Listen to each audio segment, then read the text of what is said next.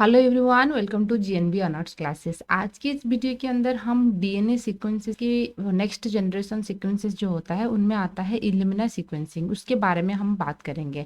जैसे कि हमने डीएनए सीक्वेंसिंग क्या होता है, पिछले वीडियो में हमने सांगर मेथड के बारे में बात किए थे कि डीएनए सीक्वेंसिंग एक ऐसा मेथड होता है जिस मेथड के अंदर हम पता लगा सकते हैं कि मान लीजिए ये डीएनए है, उनकी हर एक मतलब कि यहाँ पे ए है या टी है, जी है, सी है, या कौन सी न्यूक्लियोटाइड आएगा, यानी कि the process of determining the sequences of nucleotide, यानी कि पहले ए आएगा, उसके बाद टी, उसके बाद जी या सी, यानी कि वो सीक्वेंसेस को हम जिस प्रोसेस के दौरान पता लगाते हैं उसको हम बोलते हैं डीएनए सीक्वेंसिंग। डीएनए को सीक्वेंसिंग करने के लिए ढेर सारे मेथड पाए जाते हैं, उनमें से सांगर मेथड या डाइडियोक्सी मेथड जैसे हमने पिछले वीडियो में बात किए थे, पायरो सीक्वेंसिंग मेथड होता है। अभी जो फिलहाल चल रहा है उसको हम नेक्स्ट जनरेशन सीक्वेंसिंग मेथड कहेंगे। नेक्स्ट जनरेशन सीक्वेंसिंग मेथड की मतलब होता है कि एक ब्रॉड सेंस होता है, ऐसा नहीं कि एक ही मेथड है, उसके दौरान हम ढेर सारे मशीन की यूज़ करते हैं। जैसे कि GS FLS 454 होता है, इल्यूमिना होता है, AVI होता है, ठीक है ना, GS जूनियर होता है, आयन टोरेंट होता है। तो ढेर सारे मशीन यूज किया जाता है, वो डिपेंड करता है कि कौन सी लेबोरेटरी के अंदर कौन सी केमिकल्स अवेलेबल होता है, लेबोरेटरी की फैसिलिटी क्या होता है, उनके ऊपर डिपेंड करेगा। तो आज की इस वीडियो के अंदर हमने इल्यूमिना के बारे में बात करेंगे, यानी कि ये एक नेक्स्ट जनरेशन सीक्वेंसिंग मेथड ही है। इस इल्यूमिना के बारे में हम बात करेंगे, ठीक है। सबसे पहले देखिए कि इल्यूमिना जो होता है ना, इल्यूमिना सीक्वेंसिंग जो होता है, it is very cost effective sequencing, मतलब इतना ज़्यादा पैसा खर्चा नहीं होगा और एक टाइम कंज्यूमिंग प्रोसेस भी होता है। एंड यहाँ पे 98% एक्यूरेसी आएगा। सांगर मेथड में 99% एक्यूरेसी आता है, तो यहाँ पर थोड़ा सांगर मेथड की कंपैरिजन में यहाँ पे क्या होता है ना, थोड़ा कॉस्ट इफेक्टिव होता है, मतलब इतना ज़्यादा पैसा खर्चा नहीं होगा, तो इसलिए it is a good choice, ठीक है। सो तो यहाँ पर डीएनए की एक्यूरेसी भी सही है, कॉस्ट इफेक्टिव भी है, तो एक उसको एक गुड चॉइस माना जाता है, तो इसलिए हम इसके बारे में देखेंगे।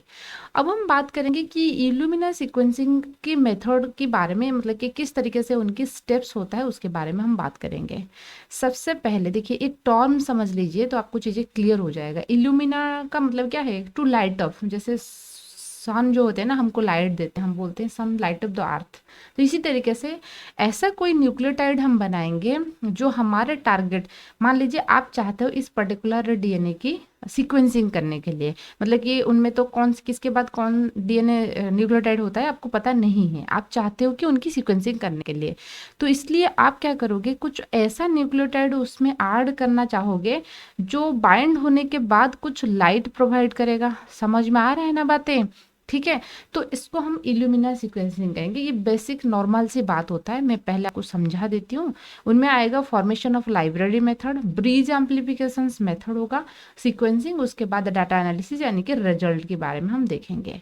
सबसे पहले आपको क्या करना है, फॉर्मेशन ऑफ लाइब्रेरी, यानी कि आपको सेल से सैंपल निकालना है, जिस सेल की न्यूक्लियो मतलब कि डीएनए की आप क्या चाहते हो, सीक्वेंसिंग करवाना चाहते हो, उस सेल से डीएनए को आपको आइसोलेट करना है। डीएनए को आइसोलेट करने के लिए ढेर सारे मेथड होता है, पहले मसल्स को लाओगे, उसको ठीक है ना होमोजिनेट करना है, बाकी सारे प्रोटीन आप ऐड करोगे, सिर्फ डीएनए के अलावा प्रोटीन ये ऐड करोगे, प्रोटीन डिस्ट्रॉय हो जाएगा, ठीक है ना। फाइनली आपके पास आएगा जो वो डीएनए आएगा, ठीक है। इस डीएनए को आपको क्या करना है, फ्रैगमेंटाइज करना है, ठीक है ना। फ्रैगमेंटाइज मतलब कि 200 से 300 की आसपास फ्रैगमेंट, इतने बेस पेयर की सेगमेंट बनाना है। तो आपके पास डीएनए आ गया।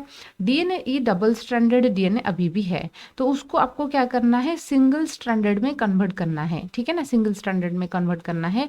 डबल स्ट्रैंडेड डीएनए को सिंगल स्ट्रैंडेड में कन्वर्ट करने के लिए आपको बस हायर टेम्परेचर की जरूरत होता है, थोड़ा टेम्परेचर थोड़ा इंक्रीज कर दोगे तो ये दोनों के बीच में जो बॉन्ड होता है, मान लीजिए यहाँ पर ए है, यहाँ पर टी है, दोनों के बीच में दो हाइड्रोजन बॉन्ड है, तो हाइड्रोजन बॉन्ड क्या हो जाएगा, ब्रेक हो जाएगा।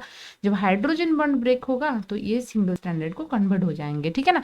इस प्रोसेस को हम बोलते हैं डीनेचुरेशन। तो ये हाई टेम्परेचर में हो सकता है। ठीक है।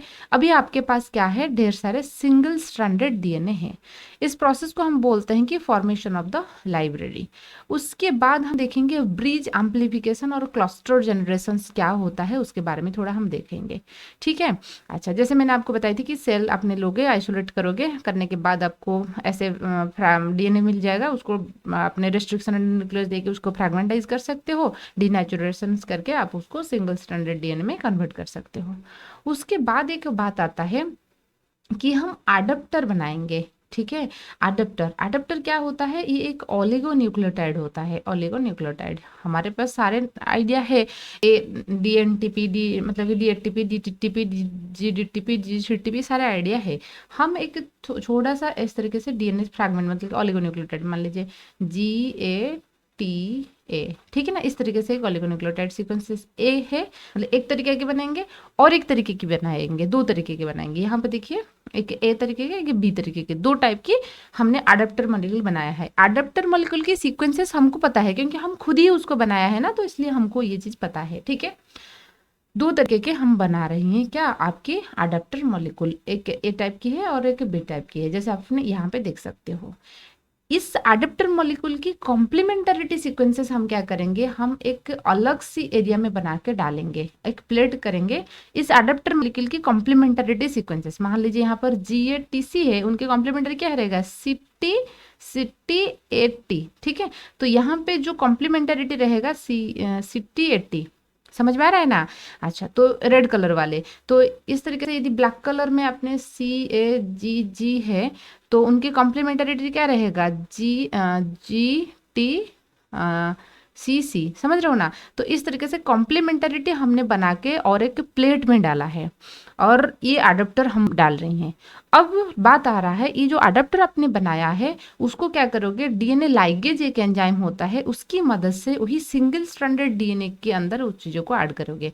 एक साइड में ए वाला ऐड होगा, है ना, और दूसरे साइड्स में बी वाला ऐड होगा। तो उसको ऐड करने के लिए लाइगेज एंजाइम्स होता है, लाइगेज जैसे ग्लू, उसको मॉलिक्यूलर ग्लू कहा जाता है, यानी कि जैसे अटैच करने के लिए गम होता है ना, इसलिए वो अटैच कर लेगा। ठीक है ना। अच्छा, तो अब आपका क्या हो गया, सिंगल स्ट्रैंडेड डीएनए के साथ आपकी दोनों की दोनों जो अडेप्टर था वो ऐड हो गया। बात क्लियर हो रहा है आपको। ठीक है। अच्छा, तो अभी ये आपका सिंगल स्ट्रैंडेड डीएनए था, ये ऐड हो गया।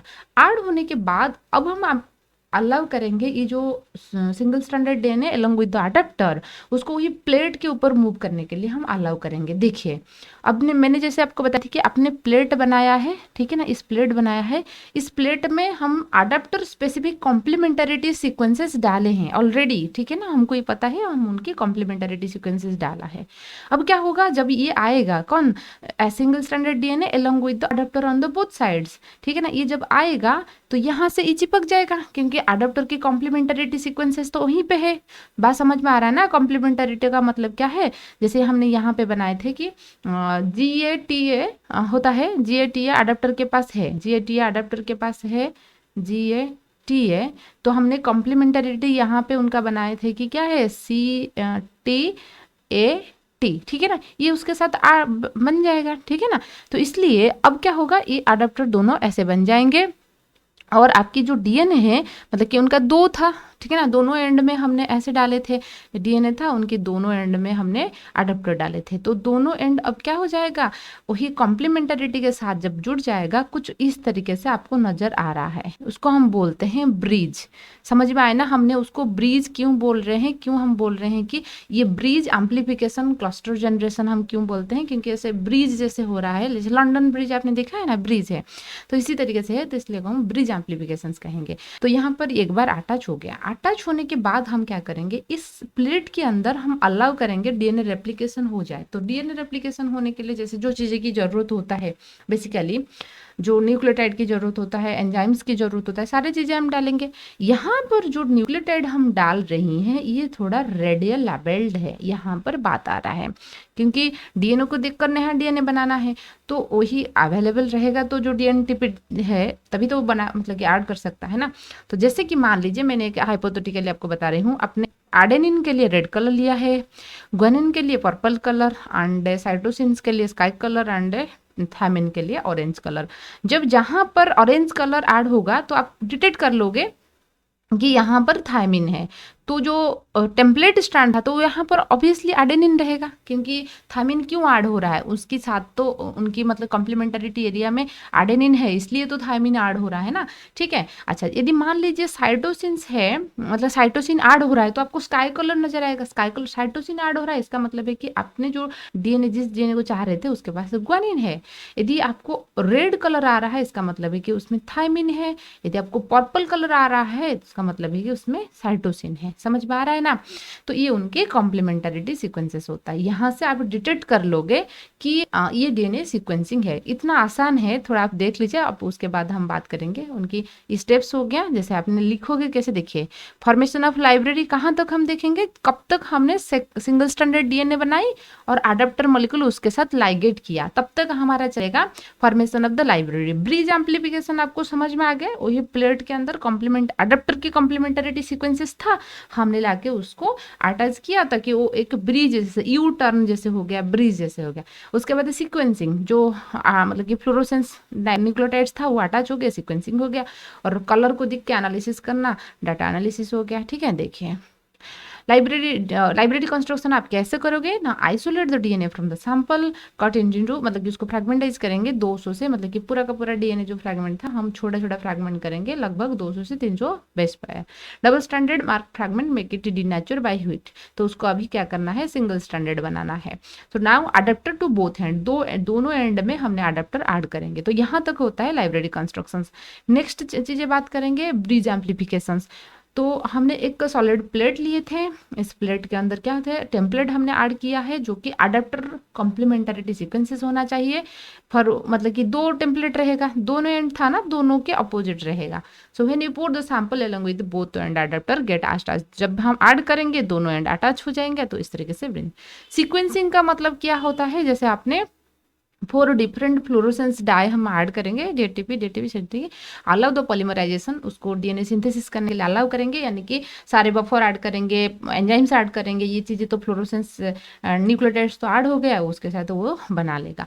Then fluorescence dyer get flourish when some complementary binding occur, each and every nucleotide emitted light. तो रिजल्ट क्या होगा, डिफरेंट कलर आपको देखने को मिलेगा, और कलर के अकॉर्डिंग आप क्या कर सकते हो, पेरेंट न्यूक्लियोटाइड की, यानी कि जो टेम्पलेट डीएनए स्ट्रैंड आपने लिए थे उनकी सीक्वेंसेस आपको पता लग जाएगा। आई होप आपको इल्यूमिना सीक्वेंसेस क्या होता है, उनकी प्रोसेस क्या है, ठीक है ना, उसको मतलब कि अच्छे से क्लियर होगा। वीडियो पसंद आए तो लाइक कीजिए, सब्सक्राइब कीजिए, आपकी दोस्त के साथ भी शेयर कीजिए।